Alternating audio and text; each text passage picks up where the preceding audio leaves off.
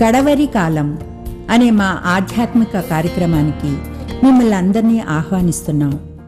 సమస్త మహిమ ఘనత ప్రభావములు మన ప్రభు అయిన యేసుకే చెల్లును. ప్రియ సోదరి సోదరులారా, ప్రకటన గ్రంథ ధ్యానాలు ముగించాం. ఇంకా ఇప్పుడు ప్రవచనాలని మనం ధ్యానించబోతున్నాం. ప్రవచన ధ్యానాలు, రెండవ రాకడ గురించిన ప్రవచనాలు. ఈ కార్యక్రమానికి మిమ్మల్ని అందరినీ ప్రభు నామపేట ఆహ్వానిస్తున్నాను. ప్రియ సోదరి సోదరులారా, మనం జీవిస్తున్నది కడవరి కాలం. ప్రభు త్వరగా వస్తున్నారు. దానియేలు గ్రంథంలో, ప్రకటన గ్రంథంలో అనేకమైన రాకడికి సంబంధించిన కడవరి కాలంలో మనం చేయవలసినవి, నేర్చుకోవాల్సిన వాటిని గురించి నేర్చుకున్నాం. ఇంకా తక్కిన వాక్య భాగాల్లో కూడా రెండవ రాకడి గురించి ప్రభు చెప్పిన విషయాలను మనం ధ్యానించబోతున్నాం. ధారావాహికగా ప్రార్థన చేసుకుని వాక్య ధ్యానంలో ప్రవేశిద్దాం. పరిశుద్ధుడా, ప్రేమగల మా తండ్రి, మీకు స్తుతులు, స్తోత్రాలు, వందనాలు చెల్లిస్తున్నాం. మేము కడవరకాల్లో జీవిస్తున్నామనే విషయాన్ని ప్రతి వారం గుర్తిస్తున్నాం. ప్రభువా, అనేకమైన భయంకరమైన రాకడ సూచనలు మీ వాక్యంలో చెప్పినవి మా చుట్టూ జరుగుతున్నవి. ప్రభువా, వాటిని గుర్తిస్తూ మేము మా కుటుంబాలు మీ రాకడ కొరకు సిద్ధపడినట్లు ఈ యొక్క రాకడ ధ్యానాలు, ఈ ప్రవచనాలు నాయన మేము ధ్యానించడానికి మీరే మీ కృపను మాకు అనుగ్రహించి, మీ ఆత్మతో మమ్మల్ని ముద్రించి మీరే మహిమ ఘనత తెచ్చుకొనమని యేసు ప్రభు వారి పుణ్యమైన నామమును బట్టి ప్రార్థిస్తున్నాను తండ్రి, ఆమేన్. ప్రియ సోదరి సోదరులారా, ఈ దినాన్ని నుంచి మనం ఈ కడవరి కాలంలో ప్రభు రెండవసారి రాకముందు జరుగుతున్న రాకడ సూచనల గురించిన విషయాలు వాక్యంలో నేర్చుకోబోతున్నాము. ముఖ్యంగా మత్తయి సువార్త 24వ అధ్యాయం, అదే విషయాల్ని మార్కు సువార్త 13వ అధ్యాయం, ఈ రాకడ సంబంధించిన గుర్తులే లూకా 17వ అధ్యాయం, లూకా 21వ అధ్యాయం. ఈ 4 అధ్యాయాల్లో ప్రభు వివరించారు. అనగా ప్రభు వివరించిన విషయాల్ని మత్తయి గారు, మార్కు గారు, లూకా గారు రచించి ఉన్నారు మన కొరకు. దీని యొక్క బ్యాక్గ్రౌండ్, దాని కాస్త జరిగిన సంఘటన ఒక్కసారి మనం చూచి, ఏ సందర్భంలో ఎక్కడ ప్రభు వారు చెప్పారనే విషయాలు ఒక్కసారి చూసినట్లయితే మత్తయి సువార్త 24వ అధ్యాయం, ఈ యొక్క అధ్యాయంలో జరిగిన సంఘటనలన్నీ కూడా యేసు ప్రభు వారు శిష్యులు యెరూషలేములో ఆ దేవాలయం దగ్గర నుంచి నడుచుకుంటూ వస్తున్నారు. శిష్యులు అన్నారు ప్రభుతో, ప్రభువా చూడండి, మన యొక్క ఆలయం ఎంత సుందరంగా ఉందో, ఎంత ఘనంగా ఉందో అన్నారు. యేసు ప్రభు మొదటిసారి కాదు కదా అక్కడికి రావటం, దాన్ని చూడటం. అనేక సార్లు వచ్చారు, అనేక సార్లు అక్కడ బోధించారు. అయినప్పటికీ వారు అన్నారు, యూదులందరికీ కూడా దేవాలయం అంటే ఎంతో ఇష్టం. ఆ దేవాలయం గురించి వారు ఎంత సుందరమైన ఆలయం మనకున్నది అని ఎంతో సంతోషించేవారు, చాలామంది గర్వించేవారు. ప్రభువారు అన్నారు వారితోటి, మీరు చూస్తున్న యొక్క సుందరమైన గొప్ప మందిరము ఒక్క రాయి మరి ఒక రాయి మీద లేకుండా, అనగా ఒక రాతి మీద రాయి లేకుండా సమస్తం కూడా నాశనం అయిపోద్ది అన్నారు. ఆ దేవాలయం అంతా కూడా రాతితో కట్టారు కనుక ఒక రాయి ఇంకొక రాయి ఉండదు, అనగా రాతి మీద రాతి లేకుండా పడిపోతుంది అనగానే వారికి చాలా ఆందోళన వచ్చేసింది. కారణం, యూదులకి అప్పటిలో ఉన్న దేవాలయం, యేసు ప్రభు కాలంలో ఉన్న దేవాలయం ఈ యొక్క భూమి అంతం వరకు కూడా, కడవరి కాలం వరకు కూడా, అనగా ఆ ప్రభు రాజ్యం వచ్చే వరకు కూడా ఉంటుందని నమ్మేవారు. కనుక చాలా షాక్ వచ్చేసింది వాళ్ళకి, చాలా ఆశ్చర్యం అయిపోయింది. నడుచుకుంటూ ఆ యొక్క దేవాలయం దగ్గర నుంచి ఆ యొక్క పర్వతం కిందకి నడుచుకుంటూ వచ్చి వారు ఆ యొక్క చిన్న వాగు ఉన్నది కదా, కిడ్రోను వాగు, అది దాటి అప్పుడు ఆ యొక్క గెత్సెమని తోట గుండా నడుచుకుంటూ ఒలీవ పర్వతాన్ని ఎక్కారు. మౌంట్ ఆలివ్స్ అంటున్నాం మనం. ఆ యొక్క ఒలీవ పర్వతం దాని మీద కూర్చుంటే దానికి ఆపోజిట్లోనే, దానికి ముందే ఉన్నది కదా యెరూషలేము, ఆ యొక్క పట్టణము అంతా కూడా ఒక పెద్ద కొండ మీద. దాన్నే మనం ఈ యొక్క సియోను కొండ అంటున్నాం. దానికి ఇంకో పక్కనే ఉన్నది మౌంట్ మొరియా కొండ అంటున్నాం, లేకపోతే మొరియా పర్వతం అంటున్నాం.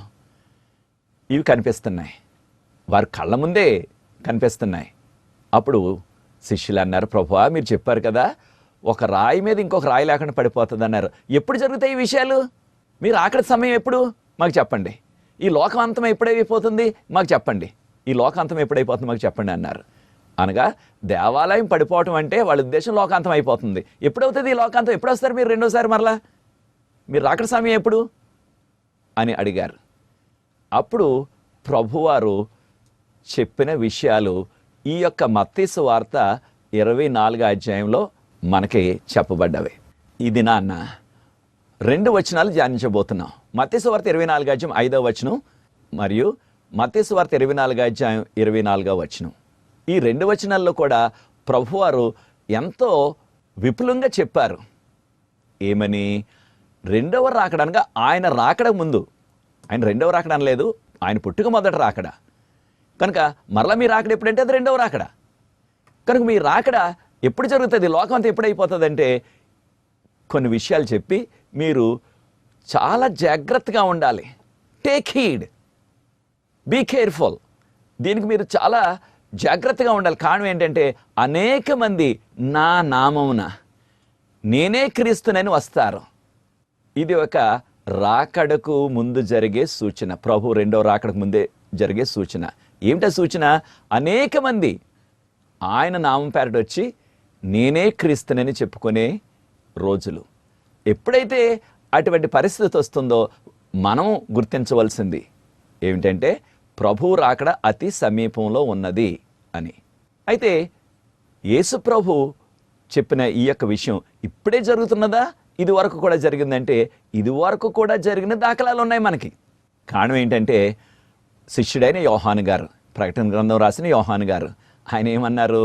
1 John chapter 2 verse 18, 1వ యోహాను 2వ అధ్యాయం 18వ వచనం. ప్రభువారు ఏమన్నారంటే ఆ యొక్క క్రీస్తు విరోధి వారు ఇప్పుడే ఉన్నారు, అప్పుడే వచ్చేసారు. అనగా యోహాను గారి కాలంలోనే క్రీస్తు విరోధులు, ఇంగ్లీష్లో ఏమన్నారంటే దాన్ని యాంటీ క్రైస్ట్ అన్నారు. క్రీస్తుకు విరోధి అంటే నేనే క్రీస్తుని, లేకపోతే క్రీస్తు ఒప్పుకోని వారు. అయితే ఈ ఇద్దరిని కూడా మనం పోల్చి చూసినట్లయితే ఎవరైతే యేసు దేవుడు కాదు, యేసు ఈ యొక్క లోకానికి శరీర రూపంలో రాలేదు అనగా మానవ రూపంలో రాలేదు అని ఎవరైతే నమ్మరో వారందరినీ కూడా మనం అంగీకరించవద్దు. వారిని అబద్ధ ప్రవక్తల కోవలో వేశారు. ఈ విషయం నా మాటలు కాదు, 1 యోహాను 4వ అధ్యాయం మొదటి 3 వచనాల్లో. అదే రీతిగా యోహాన్ పత్రికలోని, ఈ మొదటి పత్రికలోనే యోహాన్ గారు అన్నారు 3వ అధ్యాయం 22వ వచనంలో, జాన్ చాప్టర్ 3 verse 22, ఎవరైతే యేసు క్రీస్తు కాదని అంటారో, అనగా చాలామంది యేసు వేరు క్రీస్తు వేరు అని వారిని విభజించే ప్రయత్నం కూడా కొంతమంది చేస్తున్నారు. కొంతమంది యేసు అంటేనే ఒప్పుకోవట్లేదు, క్రీస్తు దేవుడు కాదు లేకపోతే యేసు దేవుడు కాదు అంటున్నారు వారు. కనుక ఎవరైతే దాన్ని ఒప్పుకోవటం లేదో వారందరూ కూడా క్రీస్తుకు విరోధులు. ఇక్కడ యేసు ప్రభు చెప్తున్నది మత్తయి సువార్త 24వ అధ్యాయంలో 5వ వచనంలో, మీరు చాలా జాగ్రత్తగా ఉండాలి కడవరి కాలంలో. కారణం నేనే క్రీస్తునని వస్తారు, మిమ్మల్ని మోసం చేస్తారు, కనుక మీరు జాగ్రత్తగా ఉండండి అన్నారు. మరొక విషయం ప్రభు చెప్పింది ఇదే అధ్యాయంలో 24వ అధ్యాయం 24వ వచనం. చాలా తేలిగ్గా గుర్తుపెట్టుకోవచ్చు మనం. మాథ్యూ 24 verse 24, మత్తయి సువార్త 24వ అధ్యాయం 24వ వచనంలో, కాగా ఈ కడవరి కాలంలో అనగా ప్రభువారి రెండవ రాకడకు ముందు అనేక మంది అబద్ధ క్రీస్తులు, అబద్ధ ప్రవక్తలు వస్తారు. వారు అనేకమైన అద్భుతాలు చేస్తారు. వారికి వీలైతే ఏర్పరచబడిన వారిని సహితం మోసం చేసేస్తారు అని చెప్పబడ్డది. ఇది ఎప్పుడు జరుగుతుంది? ఇటువంటి అబద్ధ క్రీస్తులు ఎప్పుడు వస్తారు అని ఒక్కసారి మనం ఆలోచించినట్లయితే చాలాసార్లు అనుకుంటున్నాం ఇది ఇంకా జరగలేదు, జరగవలసిన రోజులు ఇక ముందు కాలంలో ఉన్నవి అనుకుంటున్నారు చాలామంది.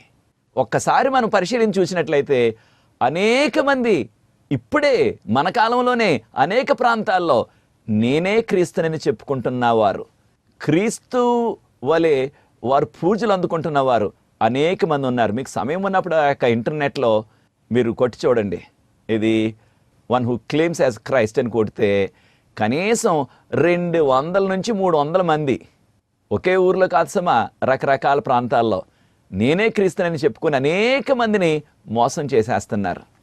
చూచారు ఎటువంటి దినాల్లో ఉన్నాం మనం. డేవిడ్ కోరేష్ అని ఈయన అమెరికా దేశస్థుడు, టెక్సాస్ రాష్ట్రంలో వీకో ప్రాంతంలో. ఆయన యేసు ప్రభు రెండో రాకడ 1995లో వస్తుందని చెప్పుకొని ముందు, తర్వాత నేనే క్రీస్తునని చెప్పుకోవడం మొదలుపెట్టాడు. ఐఎమ్ ద మెస్సయా, నేనే మెస్సయాను, నేనే క్రీస్తును, నేను వచ్చాను, రెండవ రాకడ వచ్చేసింది, ఈ లోకం ఇంకా సిద్ధపడలేదు నా రాకడ కొరకు, కనుక అందరినీ కూడా నేను సిద్ధపరిచి వారందరినీ కూడా వారు సిద్ధపడిన తర్వాత 1995లో నేను అందరిని పరలోకం తీసుకెళ్ళిపోతాను, అదే రెండవ రాకడ అన్నాడు. అయితే మనకున్న ఇన్ఫర్మేషన్ లేకపోతే మనకున్న విషయాలు ఏమేమి తెలుస్తున్నాయంటే, ఇప్పుడు ఆయనకు కనీసం ఒక 12 మంది వరకు భార్యలు ఉన్నారు. ఇల్లీగల్ అంటే వారిని సామూహికంగా ఒకరి తర్వాత ఒకరిని పెళ్లి చేసుకున్న వ్యక్తి. ఆయన రంగంతా ఎప్పుడు బయటపడ్డదంటే, ఒక 16 ఏళ్ల వయసున్న ఒక అమ్మాయి ఎంతో విశ్వాసంతో ఈయన క్రీస్తుని నమ్ముతుంటే తన మీద అత్యాచారం చేయబట్టి తన పోలీసులకు రిపోర్ట్ చేసింది. అప్పుడు ఆయన నిజ రూపం బయటపడ్డది. ఆయనకి కనీసం 2 డజన్ల మంది అంటే 20 మంది పైగా 24 దాకా పిల్లలు ఉన్నారు ఈ యొక్క 12 మంది భార్యలకి. ఆయన అన్నాడు నేనే క్రీస్తునని. అప్పుడు పోలీసులు వెళ్ళారు, అమెరికా పోలీసులు ఆయన్ని అరెస్ట్ చేయడానికి. కారణం 16 ఏళ్ల వయసు అమ్మాయిని పాడు చేశాడు కాబట్టి ఆవిడ ఇచ్చిన పోలీస్ కంప్లైంట్ వాళ్ళని వెళ్తే పట్టుకోవడానికి వాళ్ళ మీద కాల్పులు జరిపాడు. అప్పుడు పోలీసులు ఆ యొక్క ఆవరణ అంతా కూడా చుట్టుముట్టి కొన్ని దినాల పాటు ఎంత హెచ్చరించినా రాలేదు. చివరికి తన అనుచరులందరూ కూడా కాల్చుకొని చనిపోయారు. కనీసం దగ్గరగా 100 మంది తన యొక్క దగ్గరగా సన్నిహితంగా ఉన్న అనుచరులు. వారు కాకుండా ఇంకా ఎంతోమంది ఉన్నారు, కానీ కాలి చనిపోయినారు వారు. ఇది 1993లో జరిగిన సంఘటన. నేనే క్రీస్తునని చెప్పుకున్నాడు. ఇలాంటి వారు అనేక మంది ఈ లోకంలో అనేక ప్రాంతాల్లో ఉన్నారు. ఇంకొక వ్యక్తి కావుకై చెందిన వ్యక్తి, నేనే క్రీస్తునని చెప్పుకునే వ్యక్తి సన్ మ్యూంగ్ అని ఈ వ్యక్తి. ఈయన 1920 సంవత్సరంలో పుట్టాడు. తర్వాత ఆయన పెరిగిన తర్వాత 3 సార్లు పెళ్లి చేసుకున్నాడు, ఏకంగా 3 పెళ్ళిళ్ళు. అందులో ఒక అమ్మాయి 17 సంవత్సరాల అమ్మాయి, చిన్న అమ్మాయినే చేసుకున్నాడు. అప్పటికి ఆయనకి ఇది 1967లో జరిగింది.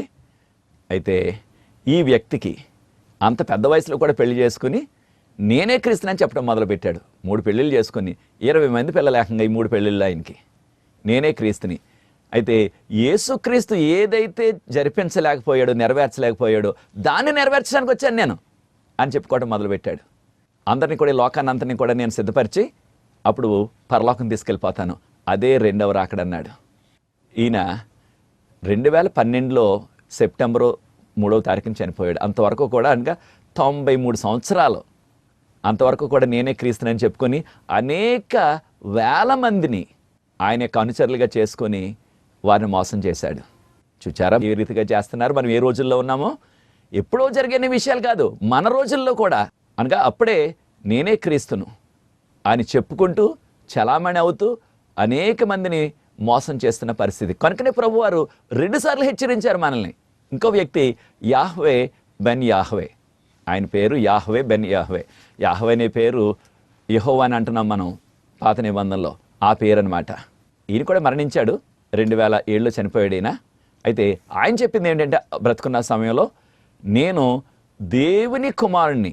అయితే మనం కూడా దేవుని కుమార్తెలు అంటున్నాం. ఆయన నేను మెస్సియాని, ఆ మెస్సియాగా దేవుని కుమారుడిని నేను అని చెప్పుకున్నాడు. తర్వాత ఆయన యొక్క అనుచరులు చాలామంది ఉన్నారు. వారందరూ కూడా ఏమంటున్నారంటే, మేము యెహోవా యొక్క జనాంగం, మేమందరం కూడా. అనగా యెహోవా అంటే బైబిల్ గ్రంథంలో పాత నిబంధనలు చెప్పడం యెహోవా దేవుడు కాదు, ఈయన యెహ్వే బెన్ యాహ్వే ఆయన సమాజం అని చెప్పుకున్నాడు ఆయన. ఈ యొక్క మెస్సియాని లేకపోతే నేను యెహోవాని చెప్పుకుంటున్న ఈ వ్యక్తి 11 సంవత్సరాలు జైల్లో ఉన్నాడు. 11 సంవత్సరాలు ఫ్లోరిడాలో, అమెరికాలో జైల్లో. దీని కొరకు ఒక వ్యక్తిని హత్య చేసేస్తే దానిలో పట్టుబడి ఆ యొక్క కోర్టు వారు ఆ యొక్క కేసు అంతా కూడా నిరూపించి జైలు వేసేశారు 11 సంవత్సరాలు. జైల్లో ఉన్న వ్యక్తి కూడా నేను క్రీస్తును, నేను ఆ యొక్క మెస్సియాను, ఆయన కుమారుణ్ణి, యెహోవా కుమారుణ్ణి అని చెప్పుకున్నాడు. చూచారా ఈ దినాల్లో ఉన్నాం మనం. ఇంకో వ్యక్తి మిత్సువో మోటోయోషి. అయితే ఈయన ఓకినోవా జపాన్లో ఆయన జన్మించాడు. అయితే ఆయన చెప్పింది ఏంటంటే, నేను యేసు ప్రభులాగా ఈ లోకమంతటిని కూడా పరిపాలిస్తాను, నేను అందరికీ కూడా తీర్పు తీరుస్తాను. ఆ తీర్పులో ఎవరైతే నా తీర్పుకు వారు ఆ యొక్క లోబడరో, లేకపోతే తీర్పులో వారికి నేరారోపణ జరుగుతుందో, వారందరినీ కూడా అగ్నిలో వేసి కాల్చేస్తాను అనేసి ఆయన 1997లో ప్రపంచ ఆర్థిక సంస్థను ఒక దాన్ని స్థాపించేశాడు ఏకంగా. చూడండి, అయితే ఈయన మొదట్లో పాస్టర్ గారు, తర్వాత నేనే క్రీస్తుని చెప్పుకోవడం మొదలుపెట్టాడు. ఈ యొక్క వ్యక్తి చూడండి, ఇన్ని కార్యాలు చేస్తూ నేనే క్రీస్తుని చెప్పుకున్నాడు. ఇంకా జీవించి ఉన్నాడు ఈయన, ఇంకా జీవించి ఉన్నాడు. మరి ఒక వ్యక్తి, నేను క్రీస్తుని చెప్పుకున్న మరి ఈ జాబితాలో మరి ఒక వ్యక్తి, అందరి గురించి చెప్పుకోవడానికి అవకాశం లేదు కానీ కొంతమంది గురించి మీకు వివరిస్తున్నానంతే. జంగ్ మ్యూంగ్ అని మరి ఒక వ్యక్తి, ఆయన కూడా నేనే క్రీస్తుని చెప్పుకున్నాడు. అయితే ఆయన నేను క్రీస్తుని చెప్పుకోవటం, నేను మెస్సియానని చెప్పుకుంటూ ఆయన ఏం చెప్పాడంటే ఒక సంస్థను స్థాపించేశాడు ఏకంగానే. ఆ యొక్క సంస్థ పేరు ఏంటంటే ద ప్రావిడెన్స్ అనే ఒక సంస్థను స్థాపించేసి ఆ యొక్క సంస్థ ద్వారా అనేక కార్యాలు చేశాడు. కానీ ఈయన ఒక నేరస్తుడు.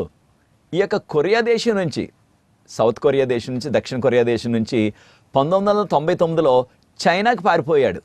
పోలీసులు వెతుకుతున్నారు ఒక నేరంలో. ఆఖరికి పోలీసులు 2007లో పట్టుకొని ఈయన అరెస్ట్ చేశారు.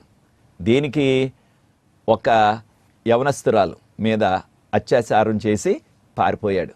దానిలో ఆఖరికి పోలీసులు పట్టుకున్నారు. ఇటువంటి ఘోర కార్యాలు, అత్యాచారాలు చేసిన వ్యక్తి నేనే క్రీస్తుని, నేను మెస్సయ్యాని అని సంస్థను కూడా స్థాపించేశాడు. చూడండి ఎటువంటి దినాల్లో మనం జీవిస్తున్నాం ప్రియ సోదరులారా, సోదరులారా. కడవరి కాలంలో ఉన్నాం కనుక అనేక మంది అనేక దుర్మార్గ కార్యాలు చేస్తూ కూడా నేనే క్రీస్తుని చెప్పుకుంటున్నారు. మరొక వ్యక్తి జీసస్ మెరిండా, ఆయన పేరే జీసస్ మెరిండా ఆయన పెట్టుకున్నాడు ఆయన. ఈ యొక్క జీసస్ మెరిండా అనే ఆ యొక్క వ్యక్తి, ఈయనకి చాలా పలుకుబడి ఉంది. ఈయన అమెరికా ప్రక్కనే ఉన్న దేశం పోర్టరికో దేశం. అయితే ఈయన ఒక సంస్థను స్థాపించేశాడు, సేవా సంస్థని. ఏది ఆ సేవా సంస్థ పేరు గ్రోయింగ్ ఇన్ గ్రేస్, అంటే కృపలో ఎదగటం. అయితే ఇది ఏకంగానే అంతర్జాతీయ సేవా సంస్థ, అంటే ప్రభు సేవ చేయడానికి అంతర్జాతీయ సంస్థ. ప్రభు గురించి చెప్పట్లేదు వీళ్ళు, యేసు ప్రభు గురించి చెప్పట్లేదు, ఆయన గురించి బోధించలేదు, నేనే క్రీస్తుని చెప్పుకుంటున్నాడు ఏకంగానే. ఈ యొక్క సంస్థ గ్రోయింగ్ ఇన్ గ్రేస్ అనే సంస్థ యొక్క అమెరికాలో ఫ్లోరిడా రాష్ట్రంలో మయామి జిల్లాలో ఉంది. అయితే ఆయన చెప్తున్నది ఏంటి, నేను యేసు ప్రభువును, నేను తిరిగి వచ్చేసాను రెండవసారి అని చెప్పుకున్నాడు. తర్వాత ఆయన చేతి మీద 666 అని ముద్ర వేయించేసుకున్నాడు. అంటే పచ్చబొట్టు అంటున్నాం చూడండి, మన ప్రాంతంలో టాటూ అంటున్నారు ఇంగ్లీష్లో. ఆ దాంతో చేతి మీద రాయించేసుకున్నాడు 666 అని. 666 ఎవరి ముద్ర? అది క్రీస్తు విరోధ ముద్ర. వీడంటున్నాడు నేనే క్రీస్తును అని. అనేక వేల మంది, వందలు కాదు సుమా, వేల మందిని ఆయన మోసం చేస్తున్నాడు. ఈయన పుట్టింది ఏప్రిల్ 22వ తారీఖు. ఈయన అనుచరులందరూ అనేక వేల మంది ఈయన్ని పూజిస్తున్న వారు క్రిస్మస్ పండుగని ఆ యొక్క ఏప్రిల్ 22వ తారీఖుని జరిపించుకుంటున్నారు. ఆయన పుట్టిందే క్రిస్మస్ పండుగ అంటున్నారు. ఈయనకి 35 దేశాల్లో టీవీ ప్రోగ్రాంలు, తర్వాత 287 రేడియో ప్రోగ్రాంలు ఈ యొక్క 35 దేశాల్లో ఉన్నాయి. ఈ విధంగా 24 గంటలు కూడా పనిచేసే టీవీ స్టేషన్ ఉంది సొంతగా ఈయనకి. కారణం ఏంటంటే అనేక వేల మంది ఆయన నమ్ముతున్నారు, కానుకలు ఇస్తున్నారు. నేనే క్రీస్తునని చెప్పుకుంటున్నాడు. 666 ముద్ర ఆ యొక్క చేతి మీద రాయించేసుకున్నాడు. కనుక ప్రియ దేవుని బిడ్డలారా, చూచారా మనం ఎటువంటి దినాల్లో ఉన్నామో. మరి ఒక వ్యక్తి ఇన్రీ క్రిస్టో, ఇన్రీ సిలువ మీద మన క్రాస్ మీద సిలువ మీద చూసినట్లయితే INRI అని రాసి ఉంటుంది. ఇన్రీ అంటే నజరేయుడైన యేసు, ఆయన యూదుల రాజు అని అర్థం. ఈయన ఆ పేరే పెట్టేసుకున్నాడు ఏకంగా, ఇన్రీ క్రిస్టో అంటే నేనే క్రీస్తునని చెప్పుకుంటాడు. ఈయన బ్రెజిల్ దేశంలోంచి, బ్రెజిల్ దేశంలో ఉన్న ఆ యొక్క ముఖ్య పట్టణం బ్రెజిలియా అంటారు. ఆయన యొక్క అనుచరులు వీరు కూడా చాలామంది వేళ్ళలోనే ఉంటున్నారు. ఈయన ఒక సంస్థను స్థాపించేసి ఒక హెడ్ క్వార్టర్స్ పెట్టేశాడు, ప్రధాన కార్యాలయం. దాన్ని వీరు నూతన యెరూషలేము అంటున్నారు. ఎక్కడుంది? ఆ యొక్క బ్రెజిలియా పట్టణంలో ఉంది, బ్రెజిల్ దేశంలో. ఈనాటికి కూడా జీవించున్నాడు, నేనే క్రీస్తునని చెప్పుకుంటున్నాడు. అయితే పురుషులే కాసమా, స్త్రీలు కూడా దీనిలో వెనుకాడలేదు. మారియానా అని యుక్రెయిన్ దేశంలో మారియానా, ఈ యొక్క స్త్రీ నేనే క్రీస్తును, నేనే మెస్సియానని చెప్పుకుంటూ మొదలుపెట్టింది. అక్కడ ఆ యొక్క యుక్రెయిన్ దేశంలో యూరి అని ఒక పాస్టర్ గారు ఉన్నారు. ఆయన వైట్ బ్రదర్హుడ్ అని ఒక సేవను ప్రారంభించారు సంఘాన్ని. దానిలో ఆ పాస్టర్ గారు యూరీ గారు అన్నారు, ఈవిడి మెస్సయ్య, ఈవిడే క్రీస్తు అనగానే చాలామంది వందల కొలది వేల కొలది నమ్మేశారు, ఆయన సంఘానికి వస్తున్నారు. తర్వాత ఈవిడ్ని ఈ పాస్టర్ గారు యూరీ గారు పెళ్లి చేసుకున్నారు. అప్పుడు ఏమన్నదంటే ఆవిడ 1993 నవంబర్ 10 నవంబర్ 10 ఆ రోజున తీర్పు జరుగుతుంది. ఆ రోజునే పరిశుద్ధాత్మతో ప్రజలు నింపబడతారు. కనుక మీరేం చేయాలంటే అనగా విశ్వాసాలందరికీ చెప్తుంది, మీరందరూ కూడా కాల్చుకొని అనగా మీకు మీరు కిరసనాలు వేసేసుకొని లేదా పెట్రోల్ వేసేసుకొని మిమ్మల్ని మీరు కాల్చుకొని చనిపోయినట్లయితే 3 రోజుల తర్వాత మిమ్మల్ని అందరినీ కూడా మరలా నేను పునరుద్ధానం చేయించి మహిమ శరీరాలతో లేపి నేను పరలోకం తీసుకెళ్ళిపోతాను అన్నది. అనేక మంది అమాయకులు నమ్మేసే రకంగా చనిపోవటానికి సిద్ధంగా కాల్చుకొని చనిపోదామని వచ్చేసే రకంగా ఇప్పుడు పోలీసులు రంగప్రవేశం చేసి వారందరిని ఆపేసి ఈవిడ జైల్లో పెట్టేశారు కొంతకాలం. తర్వాత జైల్లోంచి విడిచిపెట్టేసిన తర్వాత ఈవిడ పాస్టర్ గారిని విడిచిపెట్టేసి భర్తని ఆ సంఘానికి వస్తున్న ఇంకొక యవనస్తుని జాన్ పీటర్ అని ఆయన తీసుకుని ఆ పక్క దేశం రష్యాకి వెళ్ళిపోయి అక్కడ ఇంకా జీవించే ఉంది. ఏమని చెప్పింది 1993లో, నేనే క్రీస్తును, నేనే మెస్సియాను, రెండోసారి నేను మిమ్మల్ని అందరినీ పరలోకం తీసుకెళ్ళిపోతాను, మీరందరూ ఆత్మహత్య చేసేసుకోండి అన్నది. చూచారు ఎలాంటి పరిస్థితులు వస్తున్నాయో. ఇంకొక ఆయన రష్యాలో, మరొక ఆయన అనటోలీ విస్సేరియన్టోరోవ్, ఈయన ట్రాఫిక్ పోలీస్. ఈయన ఆ యొక్క ట్రాఫిక్ పోలీసు 1991 వరకు కూడా ఆ పని మానేసి అప్పుడు ఈయన ఒక క్రొత్త సంఘాన్ని స్థాపించేసి నేనే క్రీస్తునని చెప్పుకుంటున్నాడు, ఇంకా జీవించే ఉన్నాడు ఈ యొక్క సైబీరియా ప్రాంతంలో. ఏం చేస్తున్నాడు ఈయన? ఎవరు కూడా మీరు సిగరెట్లు తాగకూడదు, సారా తాగకూడదు, శాకాహారమే తినాలా, నన్ను పూజించాలా, నేనే క్రీస్తును, నేను వచ్చేసాను రెండోసారి ఈ లోకం అంతటిని కూడా సిద్ధపరిచి, ఎందుకంటే వాళ్ళు సిద్ధపడలేదు ఈ లోకవస్తులు, వారందరినీ కూడా నేను పరలోకం తీసుకెళ్ళిపోతాను అంటున్నాడు. మీరు కావాలన్నట్లయితే ఎప్పుడైనా సమయం ఉన్నప్పుడు నేను చెప్పిన వారు అందరి గురించి కూడా ఇంటర్నెట్లో వారి పిక్చర్లు లేకపోతే వారి గురించి వివరణ ఉంది. ఇంకా జీవించే ఉన్నాడు ఈయన. ప్రతి వారం కూడా వేలాది మంది వచ్చి ఆయన పూజిస్తున్నారు, ఆయనే క్రీస్తని. చూచారా ఎలాంటి దినాల్లో మనం జీవిస్తున్నామో? కనుక ప్రియ సోదరులారా, ఇంకొక వ్యక్తి డేవిడ్ షైలర్, ఈయన బ్రిటిష్ వాడు, అంటే ఈ యొక్క ఇంగ్లాండ్ దేశస్థుడు, ఈ యొక్క జర్నలిస్ట్. అయితే ఈయన కూడా మనకి సిబిఐ ఎలాగ ఉందో అలాగా MI5 అని ఉంది ఆ యొక్క యూకేలో లేకపోతే ఇంగ్లాండ్లో, దానిలో పనిచేశాడు.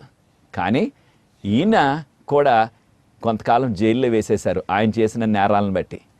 ఆయన అంటున్నాడు ఇప్పుడు నేనే యేసు ప్రభువుని, నేనే మెస్సయ్య అని అంటున్నాడు.